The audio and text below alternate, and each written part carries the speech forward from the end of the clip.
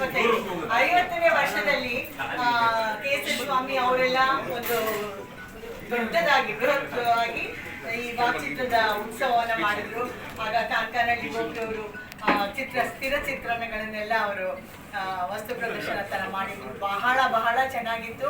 ಬರೀ ಲೋಕೇಶ್ ಅಂತ ಇನ್ವಿಟೇಷನ್ ಕೊಟ್ಟಿದ್ದಕ್ಕೆ ನಮ್ಮ ಯಜಮಾನರು ನನ್ನನ್ನು ಕರ್ಕೊಂಡು ಹೋಗ್ಲಿಲ್ಲ ಆ ಕಾರ್ಯಕ್ರಮಕ್ಕೆ.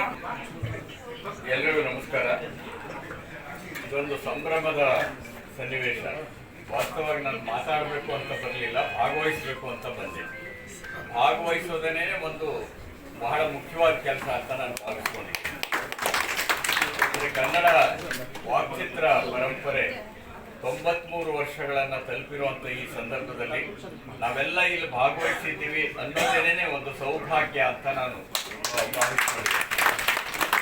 ಈ ಚಿತ್ರಗಳನ್ನು ಅನಾವರಣ ಮಾಡಿದ್ರ ಬಗ್ಗೆ ಗಿರಿಜಾ ಲೋಕೇಶ್ ಅವರು ಬಹಳ ಸಂತೋಷಪಟ್ಟು 93 ವರ್ಷದ ನಂತರದಲ್ಲಿ ಇದಾಗಿದೆ ಅಂದರು. ಅದು ನಿಜ.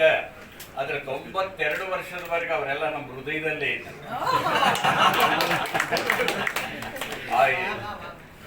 ಆ 92 ವರ್ಷ ನಮ್ಮ ಒಳಗಡೆ ಇದ್ದದ್ರಿಂದ ಈಗ 93ನೇ ವರ್ಷದಲ್ಲಿ ಹೊರಗಡೆ ಒಂದು ಫೋಟೋ ತೋರಿಸ್ತಿದ್ದೀವಿ ಅಷ್ಟೇನೆ. ಹೌದು, ಅವ್ರು ಯಾರನ್ನೂ ಕನ್ನಡ ಚಿತ್ರರಂಗ ಮರೆತಿದೆ ಅಂತ ನಾನಂತೂ ಭಾವಿಸ್ಕೊಂಡಿಲ್ಲ. ಬೇರೆ ಬೇರೆ ಕಾಲಘಟ್ಟಗಳಲ್ಲಿ ಕನ್ನಡ ಚಿತ್ರರಂಗ ತನ್ನ ಸಮಸ್ಯೆಗಳನ್ನು ಸವಾಲುಗಳನ್ನು ಎದುರಿಸಿಕೊಂಡು ಇಲ್ಲಿವರೆಗೂ ಉಳ್ಕೊಂಡು ಬಂದಿದೆ ಮತ್ತು ಬೆಳೀತಾ ಇದೆ. ಸತಿ ಸುಲೋಚನದ ಮಹತ್ವ ಏನು ಅಂತ ಮಾತ್ರ ಒಂದು ಕೆಲವು ವಾಕ್ಯಗಳಲ್ಲಿ ಹೇಳಿಬಿಟ್ಟು ನಾನು ನನ್ನ ಮಾತನ್ನು ಮುಗಿಸೋದಕ್ಕೆ ಸಂದರ್ಭದಲ್ಲಿ ಇಚ್ಛೆ ಪಡ್ತೇನೆ. ಜಯಮಾಲ ಅವರು ಮಾತಾಡ್ತಾ ಆರಂಭದಲ್ಲಿ ಹೇಳಿದರು, ಭಕ್ತ ಧ್ರುವ ಮತ್ತು ಸತಿ ಸುಲೋಚನ ಒಟ್ಟಿಗೆನೇ 33ನೇ ಇಸ್ವಿನಲ್ಲಿ ಚಿತ್ರೀಕರಣ ಪ್ರಾರಂಭ ಆಗಿ ಸತಿ ಸುಲೋಚನ ಮೊದಲು ಬಿಡುಗಡೆ ಆಯಿತು. ಮೊದಲು ಬಿಡುಗಡೆ ಆದ್ರಿಂದ ಅದು ಮೊದಲ ಚಿತ್ರ ಅಂತ ಅನ್ನಿಸ್ಕೊಂಡದ್ದು ನಿಜ. ಆದರೆ ಅದು ಮೊದಲು ಬಿಡುಗಡೆ ಆದರ ವಿಶೇಷ ಏನು ಅಂತಂದರೆ, ಒಬ್ಬ ಮಹಿಳೆಯನ್ನ ಕುರಿತು ದಕ್ಷಿಣ ಭಾರತದಲ್ಲಿ ಬಂದ ಮೊದಲ ಚಿತ್ರ ಇದು ಅನ್ನೋದನ್ನು ಮರಿಬಾರದು ನಾವು. ವಿಶೇಷ ಅದು 1931ರಲ್ಲಿ ತಮಿಳುನಾಡಿನಲ್ಲಿ ಮೊದಲ ವಾಕ್ಚಿತ್ರ ಕಾಳಿದಾಸ. 1932ರಲ್ಲಿ ತೆಲುಗಿನ ಮೊದಲ ವಾಕ್ಚಿತ್ರ ಭಕ್ತ ಪ್ರಹ್ಲಾದ. 1938ರಲ್ಲಿ ಮಲಯಾಳಂನಲ್ಲಿ ಮೊದಲ ವಾಕ್ಚಿತ್ರವೇ ಸಾಮಾಜಿಕ ಚಿತ್ರ ಬಾಲನ್ ಅಂತ.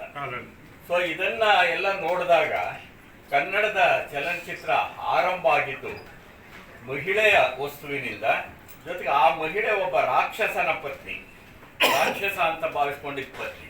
ಅಂದ್ರೆ ಕನ್ನಡ ಚಿತ್ರರಂಗ ರಾಕ್ಷಸರು ದೇವಮಾನವರು ಯಾವ ಭೇದ ಭಾವವನ್ನು ಮಾಡದೆ ಸಮಭಾವದಿಂದ ಒಂದು ಮಹಿಳೆಯ ಸ್ತ್ರೀ ಸಂವೇದನೆಯ ಚಿತ್ರವನ್ನು ಕೊಟ್ಟಿದೆ ಅನ್ನೋದೇ ಕನ್ನಡ ಚಿತ್ರರಂಗದ ಹಿರಿಮೆ.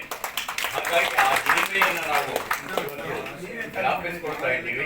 ಆ ಹಿರಿಮೆ ಹೀಗೆ ಮುಂದುವರಿತಾ ಇರಲಿ. ಸಾಕಷ್ಟು ರಚನಾತ್ಮಕವಾದ ಕೆಲಸಗಳಾಗಲಿ. ಕನ್ನಡ ಚಿತ್ರರಂಗದಲ್ಲಿ ಇರುವಂತ ಅನೇಕ ಸಮಸ್ಯೆಗಳಿಗೆ ನಾವೆಲ್ಲ ಒಗ್ಗಟ್ಟಿನಿಂದ ಸರ್ಕಾರದ ಮುಂದೋದ್ರೆ ಸರ್ಕಾರ ಖಂಡಿತ ಮಾತು ಕೇಳುತ್ತೆ. ನಾವು ಒಗ್ಗಟ್ಟಿನಿಂದ ಮುಂದೋದ್ರೆ ಸರ್ಕಾರಕ್ಕೆ ಅಷ್ಟೇ ಬೇಕಾಗಿರುತ್ತೆ. ಏಕೆಂದ್ರೆ ಯಾವುದೇ ಆಳುವ ಸರ್ಕಾರಗಳಿದಾವಲ್ಲ, ಒಗ್ಗಟ್ಟಿನಿಂದ ಏಕದನಿಯಲ್ಲಿ ಹೋದಾಗ ಅವು ಖಂಡಿತ ಅದಕ್ಕೆ ಮನ್ನಣೆಯನ್ನು ಕೊಟ್ಟೇ ಕೊಡುತ್ತವೆ. ಹಾಗಾಗಿ ಕನ್ನಡ ಚಿತ್ರರಂಗದ ಉನ್ನತಿಗೆ ಬೇಕಾಗಿರ್ತಕ್ಕಂಥ ಬೇರೆ ಬೇರೆ ಸಮಸ್ಯೆಗಳನ್ನು ನಾವು ಚರ್ಚೆ ಮಾಡಿ ಒಂದು ನೀಲನಕ್ಷೆಯನ್ನು ಸಿದ್ಧ ಮಾಡಿಕೊಂಡು ಸರ್ಕಾರದ ಮುಂದೆ ಹೋಗಿ ಸರ್ಕಾರದಿಂದ ಅದಕ್ಕೆಲ್ಲ ಒಪ್ಪಿಗೆಯನ್ನು ತೆಗೆದುಕೊಂಡು ಮತ್ತಷ್ಟು ಕನ್ನಡ ಚಿತ್ರರಂಗ ಉಜ್ವಲವಾಗಲಿ ಅಂತ ಹಾರೈಸಿ ನಾನು ಮಾತು ಮುಗಿಸ್ತೇನೆ.